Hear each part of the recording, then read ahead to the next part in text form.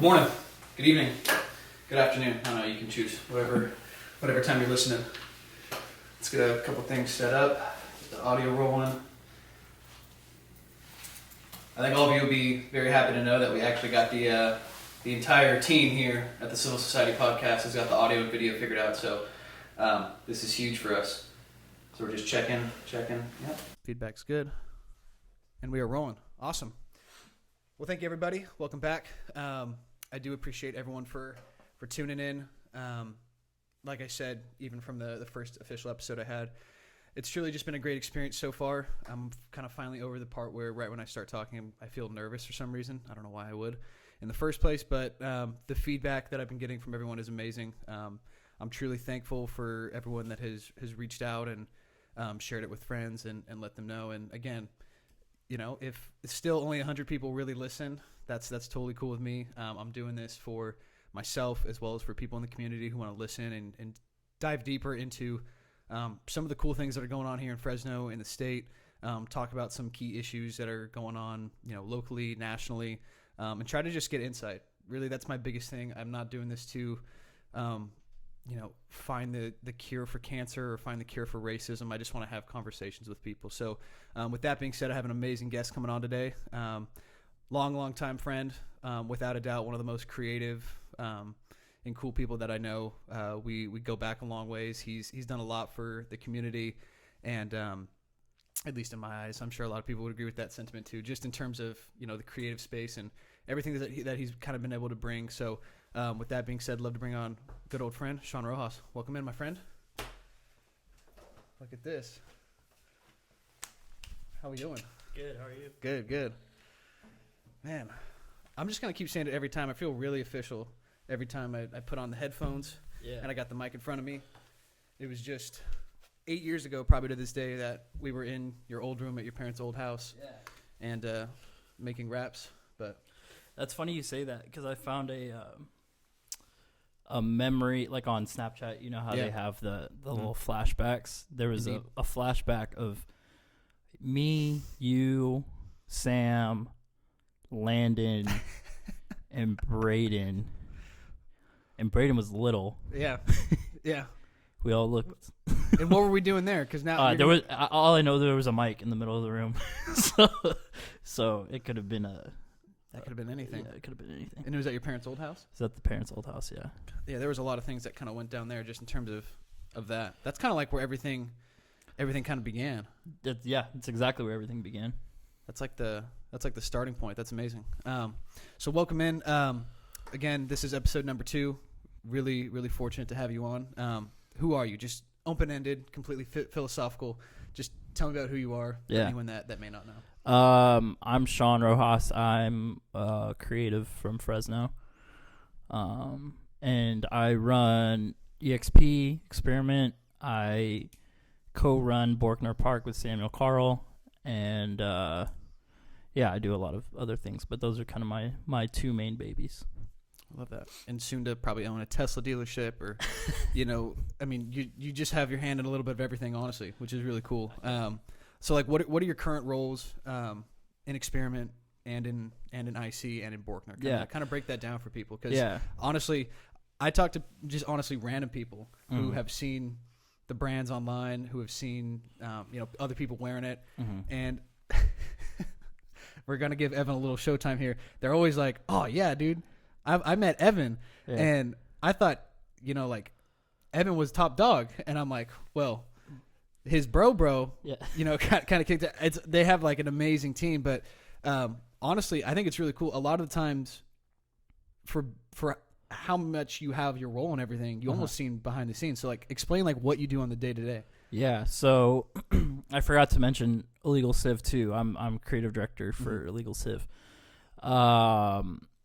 So yeah, I mean, with EXP, I founded that brand and have always designed for it. And when I originally started, it was with one of my best friends, Jeff Kyoto. And since then, it's now our team is me, Evan, my brother, Jonah Hawkins, who is kind of our skate team manager and films for the skate team.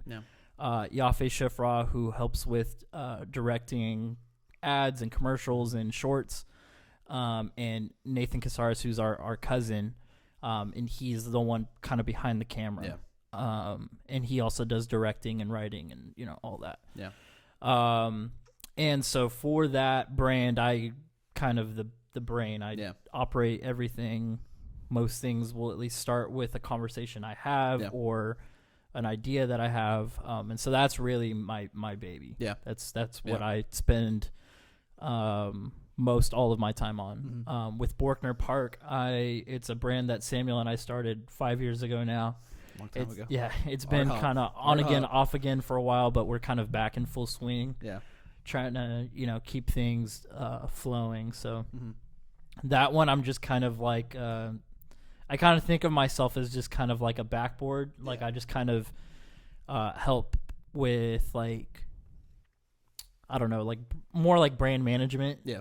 And then like obviously with creative too, but Samuel's such an amazing artist that I kind of just like him to, I like him to just kind of come up with whatever he wants to do. And then like I'll kind of go back and forth with him on it, on what we could do to make it better, or, you know, if there's nothing, cool, let's run it. Yeah. And I'll help him get like the art files together and stuff like that. Definitely. And then with IC, I've kind of done everything with that brand for the past 3 years. So in 2017, I moved to LA to work with Mikey Alfred and the IC team. Yeah, big move. Yeah, and that was a huge move, and it for was a Fresno big deal. kid, Yeah, huge move. It doesn't happen that often. Leaving, yeah. And so I started off just doing design for the first year, but it quickly turned into me kind of doing all around creative direction and design. And then my second year, I was design and I managed the whole brand. Yep. And then now I've kind of taken a step back to just design and creative direction, just so I could really focus on EXP and Borkner. So definitely. Yeah. That's amazing. Yeah, no, I mean, honestly, and I don't think people even know how much you have a hand in not only the companies that you know, already, you know, started or been a part of for a while, but I mean, you really have your hand in a lot of other things. Like I know for a fact that, in fact, you've told me multiple times, people have reached out just saying like, hey, like, love your input, love your stuff on this. And, you know, to me, even, and I'm not even in that scene, but when people ask me for my expertise, I'm like, dude, I'm 24. Right. I've only been doing whatever they're asking me for advice in for X amount of years. I don't really, like, I'm flattered that people are coming to me, but it is kind of, at the same time, it's like, you know, that is inspiring to see, you know, other kids look up to you and say, like, I want to do something like this. Like, I would like advice from someone who has been really successful in this, and I would like to see, you know, where I can go with it. And I think it takes people like you, and you've always been really honest with people, and, you know, you've been willing to give them advice. Some people are just rude. Like, I'm not going to help you. Why would I help you? You're gonna be my competition. So I think it's finding that middle ground of being honest, but also trying not to break them. Yeah, you know, because there's plenty of times when somebody's come to me with a project and either asked me to be a part of it or asked me for advice, and you don't want to break people down, but you do need to give them the critiques and, you know, strategies that they need to make it better. Definitely. And I by no means don't have all the answers, or else, you know, I'd be a millionaire and you'd see the clothes everywhere. Exactly. But I feel like I have a good idea, and I kind of I attribute that to just being curious as a kid and as a customer and as a consumer growing up. I wasn't just going to the store and grabbing whatever. Oh, you were intentional. Yeah, I was very intentional. I know. Growing up, so. Yeah, no, that's awesome. Yeah. So, like, at what point did you realize, and, you know, I haven't never even really asked you this specific question. At what point did you realize that Experiment could just go from, like, a hobby and something that would be cool to put out on a regular basis to, you know, this could really be my career? Did this click at all in high school for you, or was this something when you got out and you really started working in the real world and seeing that, you know, people will follow you? It's almost like you have, like, one of the strongest, like, I'm not going to say cult followings, but, like, people love it. Yeah. And they will continue to love it. I love it. Like, and that's because you've built that brand. So, like, at what point did that click for you? It was definitely after high school. I mean, you remember in high school, it was just one shirt every few months or like every other month. And there wasn't really any major branding to it either. It was just me trying to figure out Photoshop and figure out what is possible. So it was definitely after high school. And I mean, I remember right out of high school, I went to college and I got a job and realized real quickly like that there's nothing wrong with either of those things, but it just wasn't for me. Yeah. And so yeah, it was kind of more out of necessity, like I need to get out of this. Yeah. What do I need to do? So I pretty much like I graduated, I went to school, and I kind of just coasted for a while and was still working on stuff. Yeah. In 2016 we opened our studio at on H Street. Legendary. And we had the pop-ups every month, and that was great. And then after that, it was just kind of a weird idle period. And I felt like 2016 was such a formative year for us. And so that, what is the next step? I didn't know what the next step was. And it's kind of funny how things fall into place when they're supposed to, and how there's a plan. And that plan was to move to LA. And, I was just talking about this last night with my parents, and I was the last person that you would ever assume to move to LA. Yeah. Like I don't. You're the most homebody person I know. I don't want to. Really. I don't want to be in the hustle and bustle of a big city, and so I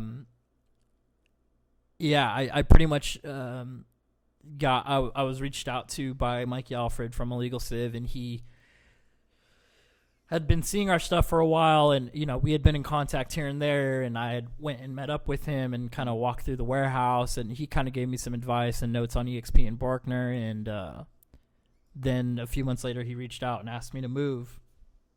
And crazy thing to ask, just like he's like, hey dude, and that was the thing, is they had put out a little advertisement, hey, we need a designer. Yeah. You must live in LA. You must be 18. You must, all the things that you need to be, all the requirements that need to be met.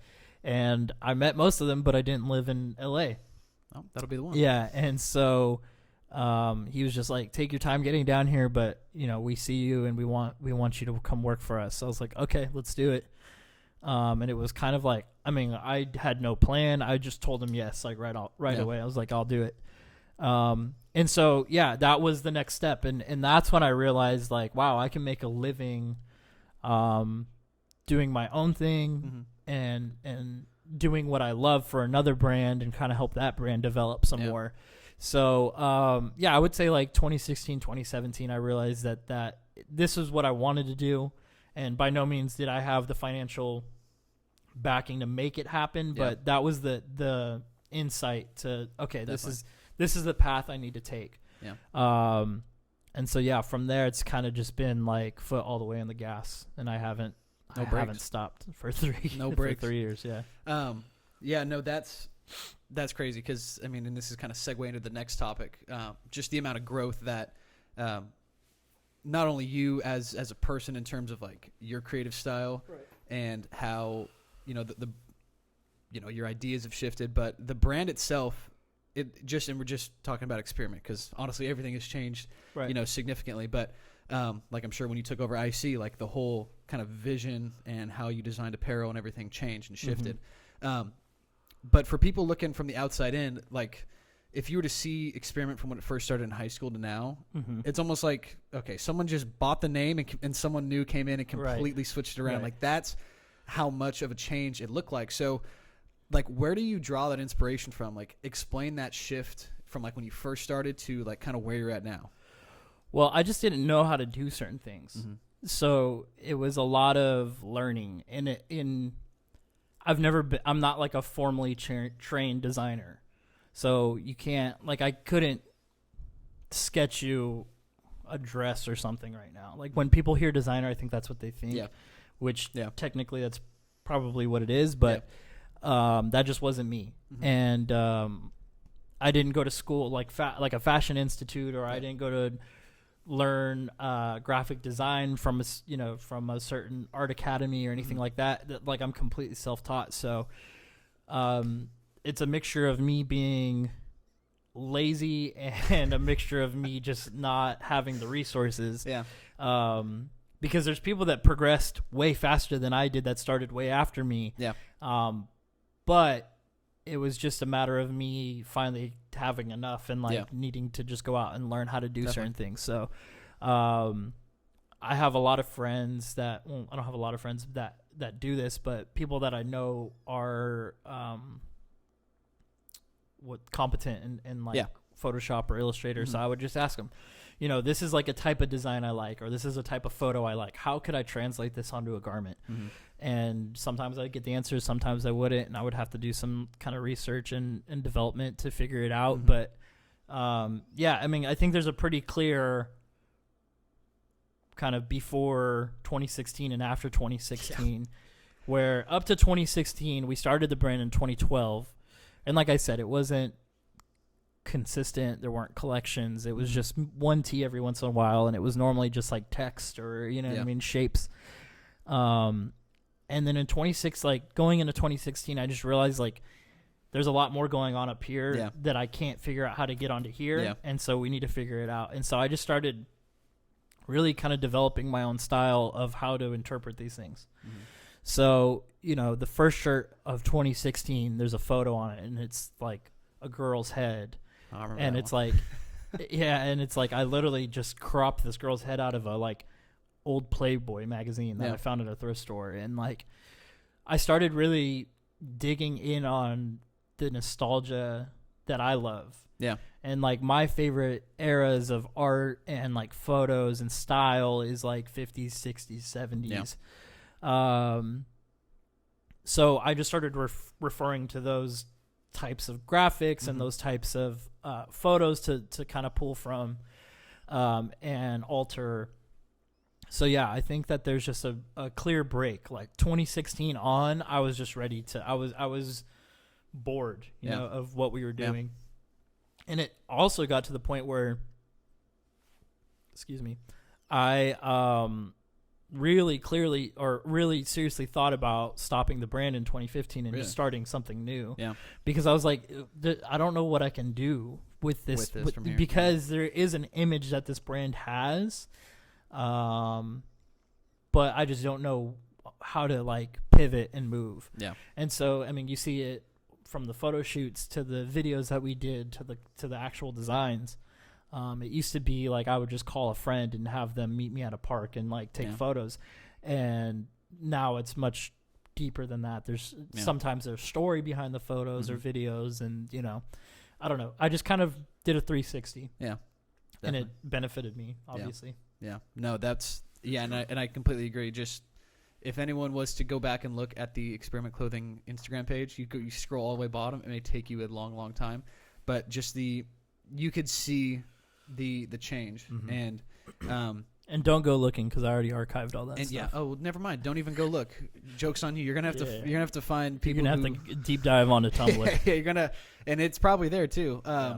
But yeah, no, it's crazy just to kind of see how much that has changed and kind of morphed from when you first started. Totally. Another thing that I truly love about the brand is the inclusive nature of it. And specifically, it appears that in every photo shoot, and this was even early on. This wasn't just recently as of a couple years. Early on, from the photo shoots to the videos to the intention and the people that you surround yourself with, it's always been incredibly inclusive and diverse. Not just in terms of the abilities that people can bring, but just showing people from different backgrounds, different skin colors, different ethnic backgrounds, different religious backgrounds, whatever it may be. That's something that I always found was really cool because, you sometimes certain companies may brush past that and kind of stick with the status quo. So explain why you do that and whether that was an intentional thought or not, or you're just I would like to get as many people in this stuff as possible. Yeah. I think it just boils down to, where we're from and where we grew up. You could get a group of all of our friends together and there's somebody from every race, every religion, every gender, you know what I mean? It's just we're a very inclusive group of people. And yeah, I mean, I kind of just tack that to where we're from. Yeah. You know, we went to school where, I mean, just Fresno in general, not even where we went to school. Yeah. It's just it's a boiling pot. Definitely. And so, you know, I just kind of grew up with all kinds of different people. I had white friends, I had black friends, I had Mexican friends, I had Italian friends. You know, like you know, I had all kinds of different friends. And I think what happened was in high school, I kind of joined a friend group that had all of that, and everybody was just kind of cool with everybody, and there was no any sort of prejudice there. Yeah. And so, yeah, I'm really thankful because you do see brands where they just use, like, I mean, when we started the brand, it was like terrible photo shoots where it'd be like half naked girls in the shirts and like only white guys, and like it just didn't give you like what it could look. be, what it could be, and that's what I think, like, it's important for me because, like, even for a while we were just like shooting guys, but it was just because I wasn't comfortable like hitting up a girl. Hey, do you, and there's also just such a bad scene of photographers in town where it's like if a guy hits you up to shoot, like there's so many different things that could happen, and girls have been taken advantage of that way, and I like didn't even want to.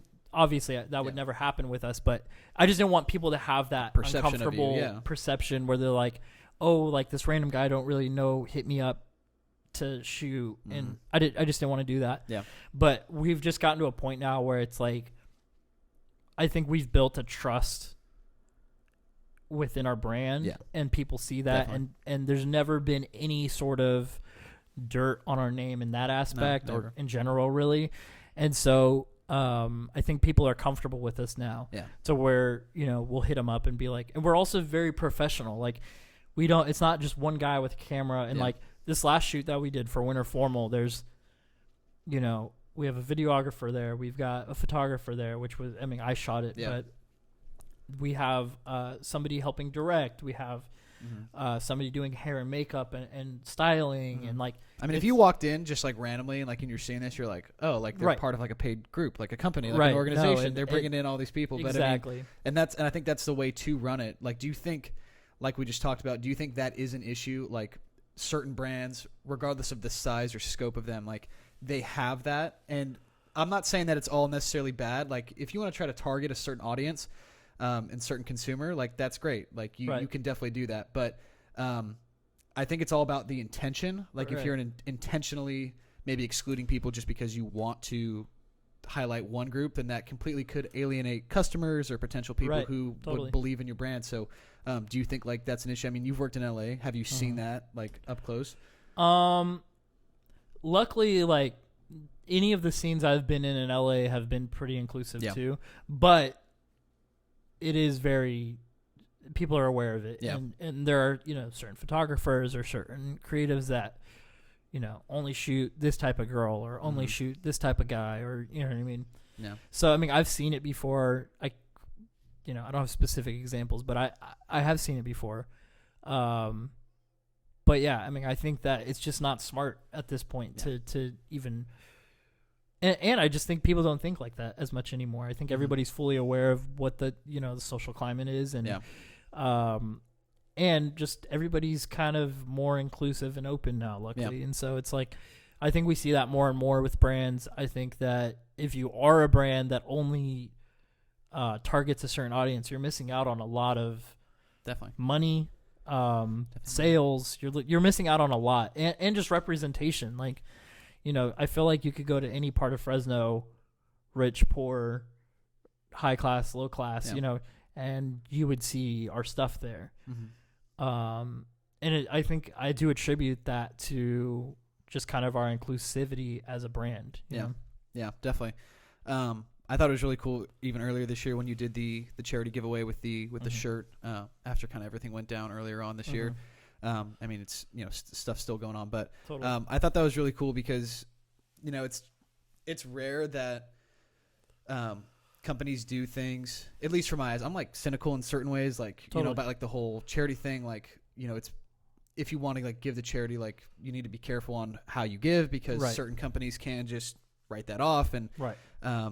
like for tax reasons and Totally, whatnot, you know. totally. So it's like you got to be careful with who you give to, but you know, knowing that people know you and know your brand so well and know like your intention, like for anyone that would have done that and purchased a shirt and all proceeds go to XYZ, that's big because and I think it works to your advantage that you are homegrown and people like have personal relationships with you, because I wouldn't feel comfortable just giving $20 to Target and then having them, you know, maybe disperse it. I'm not arguing that they wouldn't give it to the cause, but there's always like, there's an underlying motive at times, and that definitely muddies the waters for me at least. And I would have no hesitation, like if you did that type of thing again, like, yeah, for sure. Like I know that money's going to go to the right place, and you're not doing it because you want to save $100 on your tax bill. Right. You know?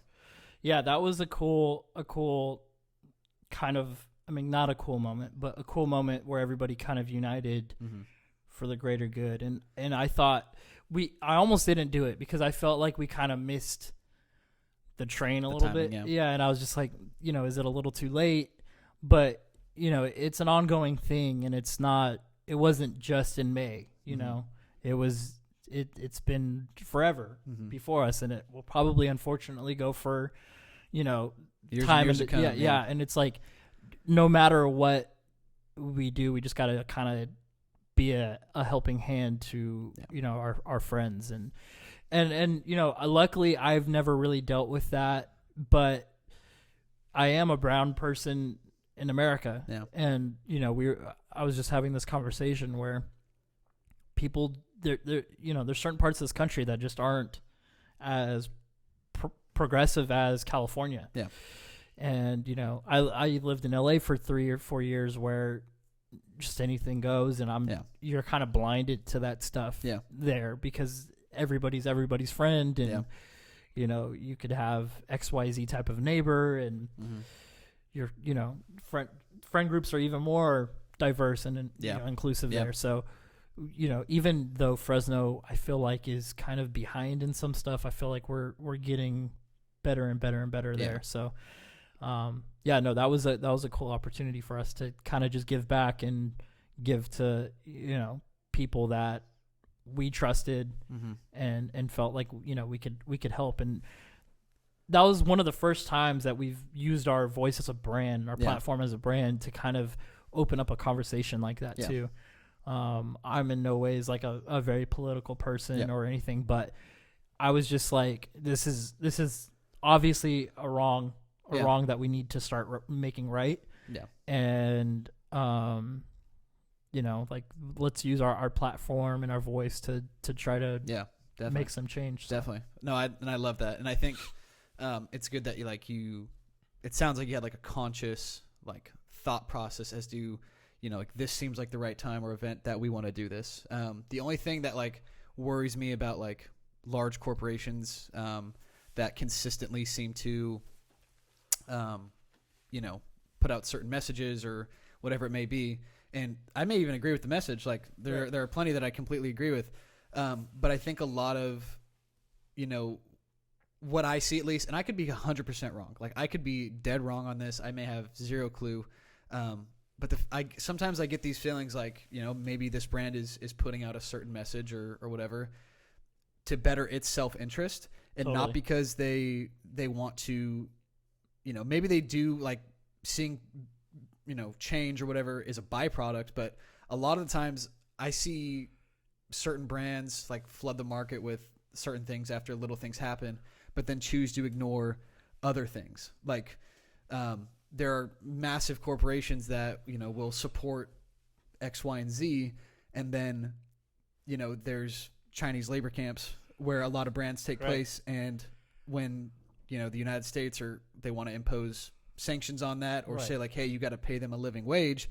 They're like, whoa. Like, we can't do that. Like that's just one of the biggest things. And I know there's so much, and it's hard for companies to deal with everything at once, but it doesn't seem fair to, you know, advocate for one group and turn your back on other ones. And I want you to advocate for everyone. Right. I'm not saying don't advocate for the group you're already doing it. Right. I love that, but it just, at times it seems hypocritical, and you guys will never have that problem, honestly. Right, Like right. you guys could be in every major store in America, and I wouldn't have any problem. I wouldn't have any, I think bad it's just thoughts in it's my mind hard about that. to try to support those bigger corporations in that aspect Yeah. where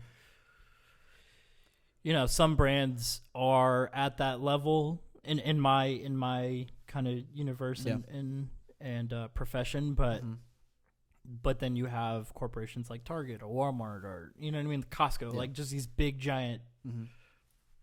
houses, that you don't know. Yeah. Where as long as I'm running things, like what my intentions are, Mhm. and that's why there's not transparency in those companies or brands. You don't Mhm. know who the guy making the decisions, is. You don't know the girl that's about you just don't know exactly. who's in charge. Yeah. So. Yeah, no, that's huge. Yeah. So as you kind of go through, and like you said, I mean, you have like we talked about earlier, you have your hands in a lot of things. Mhm.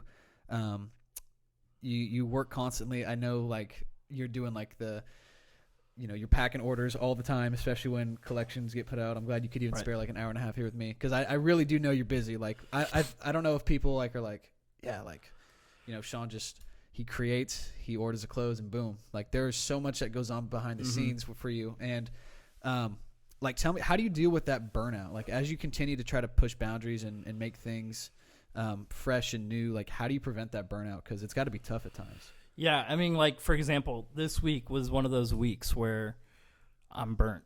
Yeah. We just did pretty much since. Even though, so it's a weird thing because this year for a lot of people has been the worst financial year. They can't find work. And I remember in March talking to a peer of mine that I met in LA, and he's like, dude, this has been the best thing that could have happened to us. And he's like, I hate saying that, but from business aspect, he's like, we just ordered like X amount of sweatsuits and like, cause people are just at home and they just want to be comfortable. And he's like, we're killing it.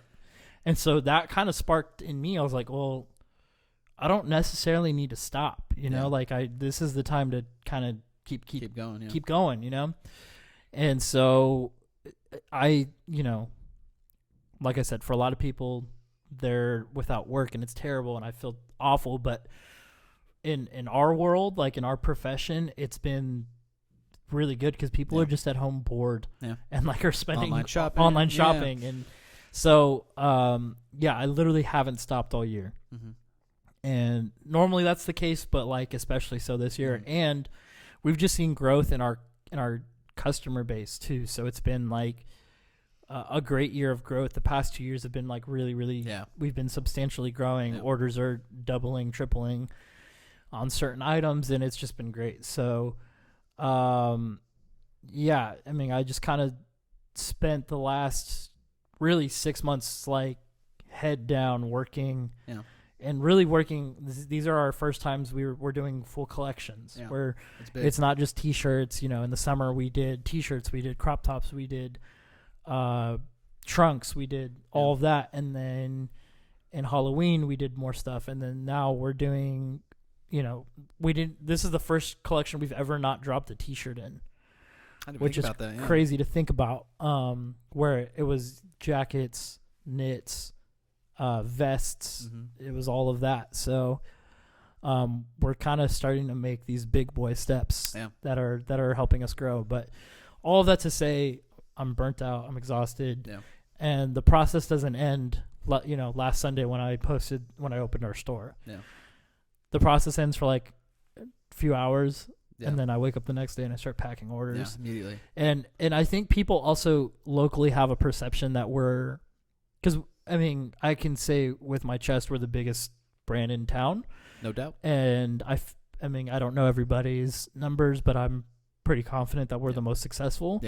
In that aspect, and that's not to brag, but we don't have a big team doing this stuff. You do not. All of those guys, I don't expect, my team, I don't expect to go and pack every order. And also, I'm just very specific. Like, if you have ever received by mail or delivery EXP package, something you bought, every package is like very specific in how it's packed. The logos are facing a certain way, stickers are placed in the bag a certain way. I have them in the bag a certain way, and then inside the mailer a certain way. And I just I'm sure I can hire some of our younger friends or kids to do this stuff for us, but I'm just so specific in how that also keeps you humble, though. I mean, totally, dude. Again, like regardless of like what scope you're at. I mean, again, I don't know your financials and your situation, but like you could, like you said, hire someone to do that. But we could definitely do that. But you like doing that, and like whether you recognize that in the moment or not, like that's keeping you humble, because that's like the same type of thing that you did when you first started shipping orders, and your business has grown and grown. So I think that's awesome. You were talking about like the team, like how important is the people around you, your family, your relationships? Like talk about that. Like how do they keep you going in that aspect? I don't. Like every time somebody asks me, because like for example, so Legal Civ's a pretty big, well-known brand. Yeah, it's big. We'll randomly have like kids that'll DM me, like asking for advice, like they think that I have some sort of crazy insight. But if people ever ask me, or just like homies ever ask me, like what should my next step be or whatever, my thing is always like your team and who you work with is so important. Your inner circle is the most important thing that you have. And so I always tell people, like, please don't have any weak links. If you have weak links, you need to either help them progress or you need to just kindly cut ties, because or play to their strengths, you know. Maybe you're not a great designer, but you're great at directing or creative directing, and it's like that's where you need to be. So let's just move you. Let's pivot. Yeah. Or maybe you're not great at organizations. Okay, so if you're not good at organization, you shouldn't be packing orders, or you shouldn't be handling website stuff. Yeah. And so to me, like who I surround myself with is very intentional. Like all of our friends are doing something cool, and everybody has their own thing. So if you look at kind of our group, we have, all of our friends that are doing music. I've kind of come up with Brandon from Seiji, and early on, Christian and Andrew from Beige have come to me for advice, and I kind of brought them into our circle because I was like, you have something to offer. Yeah. So like in the music aspect, that's who we kind of work with, and in and out there's other people, but that's kind of the main group that we kind of roll with. And then with clothing, we've got Borkner.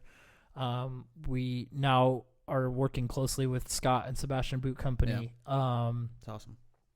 There's so many different things that there's so many different kind of side worlds in our main world, and so and then you have everybody doing their film with Yoff and Nate, and they're killing it there. And so I just say all that to say, like, if you have some like bozos around you that are just messing around and like constantly partying, or and there's nothing wrong with celebrating, but like now's not, like the way I see it, now's not the time. Yeah. Like I have still got work to do. Way too much work to do, way too much too many things to like that could be holding us back from success right now. Definitely. So it's like I feel like our team is the team to do that, and I think that we have all the assets to do that. So I think as far as team goes, like that's super important. People outside of your team, like your family and just close friends, like those people are just as important. If they're not motivating you, you gotta like just gotta kind of distance yourself in respectful ways. Of course you don't want to, if your parents aren't supportive of what you're doing, you don't want to cut them off, but you just gotta prove to them that what you're doing is worth it. So I don't know, I just see a lot of people that have potential that are steered from the path because of a boyfriend or girlfriend or like family, and it sucks because you could be missing out and you have so much to offer. So that's one thing I always tell people is like team is the team in your circle is the most important thing you can do. If you have people pulling you down, they're not it. I think that's huge. Regardless, and that team can be anything. Like it could be your friends, it could be your family, and I think that's really important because there's a lot of people who do struggle with not having that friend group, not having those foundations and those ties. Like I've had friends move back, I've had friends move away, and it's like if you want to keep those people in your life, you also have to make that conscious effort to like reach out, like hit them up, and that's huge because I feel like a lot of people, I don't want to end up like 30 years down the line and been like, man, he was a great friend. Like what happened? Like one year we just stopped talking or he moved and that was that. And those are those people, like you said, that keep you motivated. It can't just be, and I think and this is going to tie into like my next question, just like how do you stay strong mentally, like keep your mental health in check? Like, it's, straight out, like life can be hard. Like you said, this year has, for a lot of people been hard, but for you, it's been great. Next year, it may be the opposite for you. Like we don't know.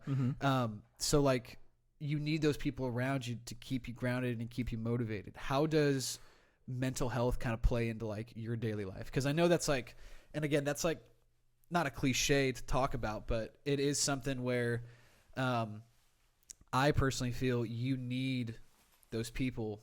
Because it's rare that a single person just by themselves is going to be able to like get yourself through everything. Totally. Like, what are your thoughts on that? I think obviously mental health is extremely important. Yeah. It's something that creatives struggle with a lot, and I've struggled with it a lot. So yeah, I mean, I know people close to me that have struggled with it, and it's an everyday battle, it's like something that you have to constantly keep in check and keep in mind. And for me, it's like, I'm a very anxious person. I'm a very nervous person. So, I'm constantly needing kind of a backbone to kind of keep me up. And that's what my friends and my team is for, my family is for. And so again, that kind of just goes for me. That's what keeps me going is it's like, if I'm feeling down, I go and see my cousins, or I go and my girlfriend's great and she's there to kind of support me and okay, why are you feeling like this? Let's talk through it. My parents are amazing. My brother is amazing. My team, my immediate EXP team is, I can talk to any of those guys about anything and they've got me.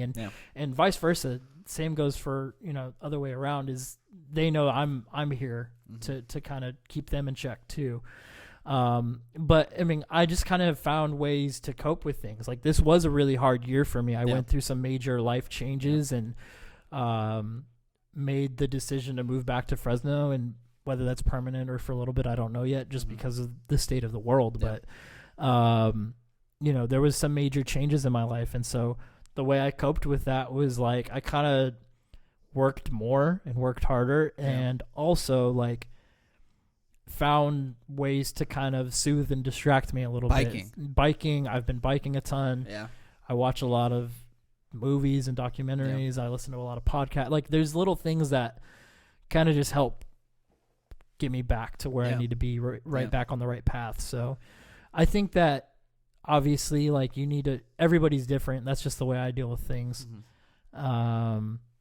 You need to find what works for you. That's what works for me.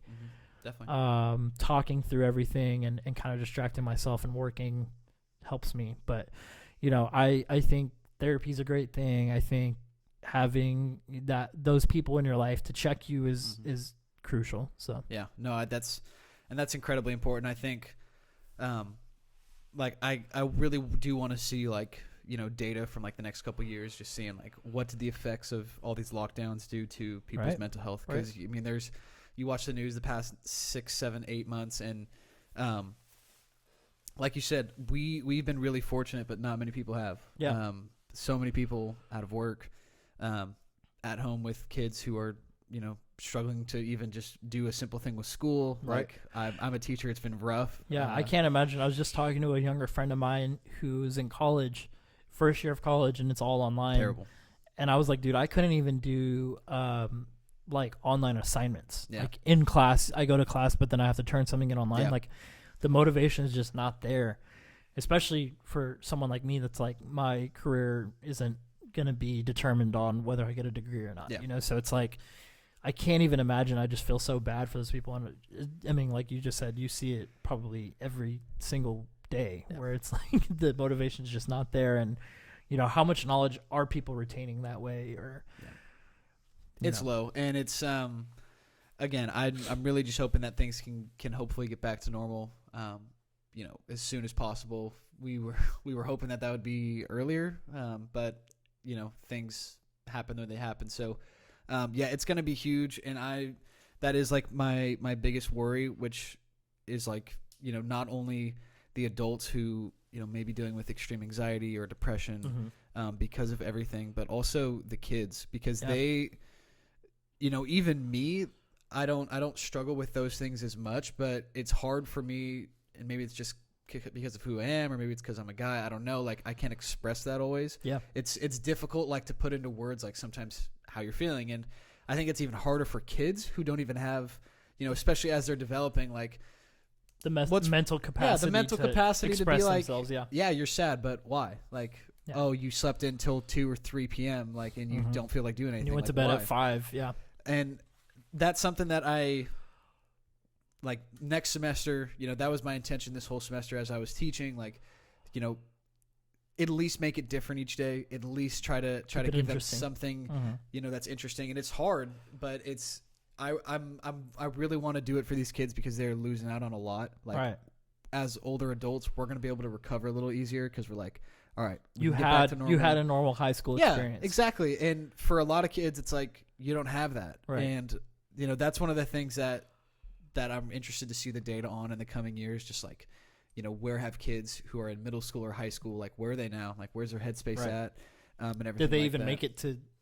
They may not have progressed. Yeah. You know? Did they go to college? Did they even graduate high school? Yeah. Like, those things, you know, and we're gonna have to figure out. And, you know, we could talk about, you know, whether you agree with everything that's happened over the last 7 months, policy wise or not, but like, there's consequences no matter what. So, anyways, we'll shift on to the last couple of things here. Yeah.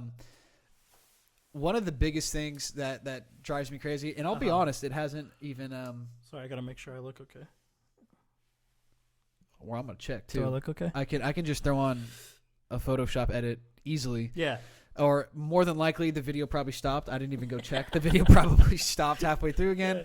And I'm going to have to just keep putting out small snippets until I figure this thing out. But one of the things that, and I'll be honest, I don't hear it as much anymore. Take that back. I hear it from younger kids who aren't, like, grown up enough yet.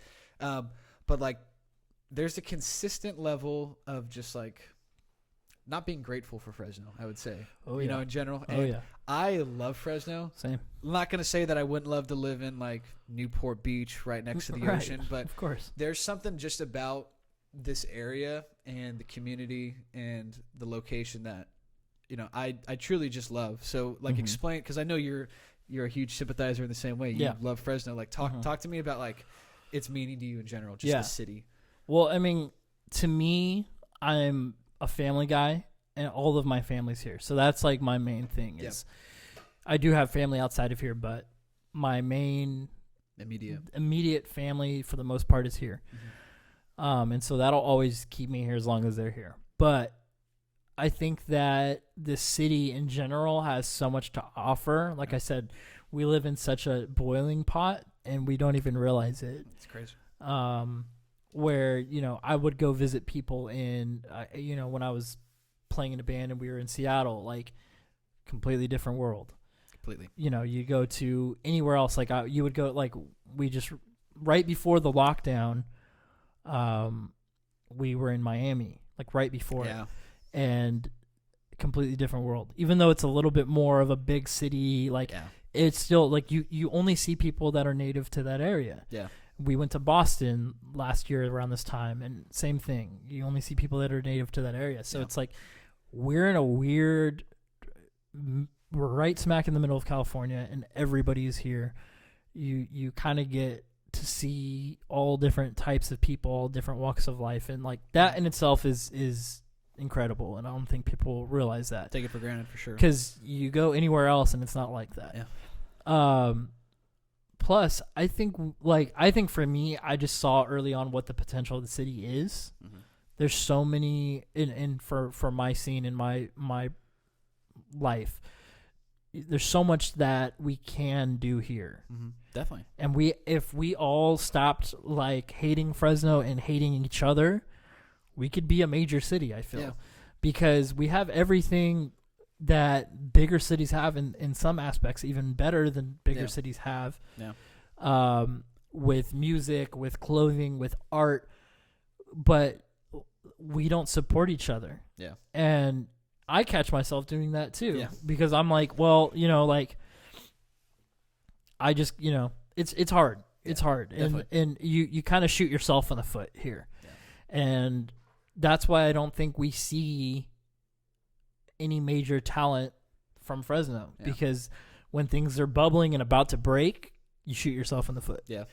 And so I want to break that. Yeah. And that's always been my goal, is like, I proudly say when I'm in LA, I'm from Fresno. Yeah. And I've talked to huge people and they'll be like, oh, like tell me about yourself. Where are you from? And I'll be like, I'm from Fresno. And every time, Fresno, like, what are you doing in Fresno? And I'll be like, the same thing I do here. Yeah. And I guarantee you every time I change their mind, because it's like, I'm here because I have to be here. I don't want to be in LA. Yeah. I hate being in LA. Yeah. But I'm there because I have to be in LA, because we don't have that scene here yet. Yeah. And so it's like, we need people to go out and get the resources and bring them back here. Yeah. And I feel like I've done that. And I feel like agree. we're about to kind of embark on the next few years of being major change. Yeah. So I don't know. I think people that complain about Fresno don't see it for what it is. I think that it's a little closed-minded. Mm-hmm. And if you hate it, get out for a little bit and come back. And then guess what? I guarantee you'll be back. You'll be back. Because you realize affordable living. Very. Central Anything to you everything. can ever want is here. Yeah. Sure, the summer sucks. Get a pool. Sure, it's cold a little bit in the winter. but stay inside. Get a blanket. But, like, I mean, dude, like, I could go eat whatever I want right now, and it's going to be good. Yeah. You know how many places I've been that have really shitty food? A lot. Yeah. Yeah. Yeah. So, yeah, I mean, I just think there's nothing to hate here. You know? I completely agree. I think it's a lot of just, like, like, people who grew up here, they're young. They're like, I got to get out. But, like, I'm very, very appreciative now. And I probably even had some of the same sentiment, like, it'd be so cool to get out and go do something and this and that. But I think people miss out on, like, all it has to offer. And, like, I definitely see this as, like where I want to be. Like, regardless of what I'm doing, like, this is where I want to raise my family. Like, this is where I want to plant my roots. And, dude, just go travel. Like, let's go on a trip anyways. You know, it's well, and I just think what you're saying, there's so much potential here outside of even what I'm talking about and what I do, just potential, and I think that in the next 10 years, I mean, think about 10 years ago from now, or, 2010, there was nothing, there's already been huge strides to make our community better. And, so maybe you need to go for, like, a city council run. Imagine you show up in this fit, which is all experiment, by the way. Like, go get that, obviously. But, like, imagine, like, you just walk in. And me and Scott Peters. You and Scott. I mean, he's your press secretary. Maybe I'm the guy who just follows you around with a boomstick when you do, like, whatever. I don't know. I just need somebody to hold the megaphone. Exactly. And, I mean, but I completely agree. Not to rule that out, but I think there does need to be that continued level of support. Not only in your realm of, creating and everything, but also in, like sports. Like, let's continue to bring those sports back. Totally, I hate the fact that the major semi-professional soccer team had to leave. Luckily, they're going to be coming back. I hate that. There's not that push to get behind that. I hate that there's not a push to, like, really continue to build up Fresno State, city colleges, all those things, just to create that feeling of, like, this is a destination. Like, people should want to come here. And I think when people come, they're surprised, but looking at it from the outside in, you don't get that lure like you do maybe from other larger cities. Totally. But yeah, I love that. I think that we should definitely be looking forward to, like, building those people up and building up those companies instead of like hating on them and tearing them down. So Yeah. where do you kind of see, just kind of wrap things up, like where Yeah. do you see yourself kind of going from here? Like what's this next year going to look like for you? The next year is our 9th year as a brand, so I feel like this year is just ramping up for our 10th year as a brand. Yeah. We already kind of have some major plans in store for 2022. That's Yeah. crazy to say. It'll be here before you know it. Yeah, the idea is just to kind of lay some more foundation for 2022. So, more collections, kind of at the size that we just did. I think that we're able to sustain that now. I hope to do some more collabs with just friends and other brands, and I just want to see some more growth. Definitely. So yeah, I mean, next year's gonna be just bigger than this year, and that's all we can ask for, really, is never moving backwards, always moving forward. I love that. Awesome, man. Well, I think that kind of wraps it up, unless you have anything else. No, but that was awesome. Thank you so much for coming on. Of course. It'll be out soon. My I boy. appreciate it. And thank you everyone for tuning in once again. Available everywhere. It'll be on YouTube, Spotify, Apple Music. There's not a single place this thing won't be. So I, again, greatly appreciate the support. You can go check out Shawn's companies all over the place. Experiment Clothing, Borkner Park, Illegal Civ, everywhere that he's involved in is all available, and we'll make sure to put that out there so you guys can go and follow. So Please. Thank you all so much, and have a great rest of the day. Awesome. Thanks. Thank you. Oh, God, time flies. Whoa, we could have gone. We could have gone 6 more hours. Oh, easily.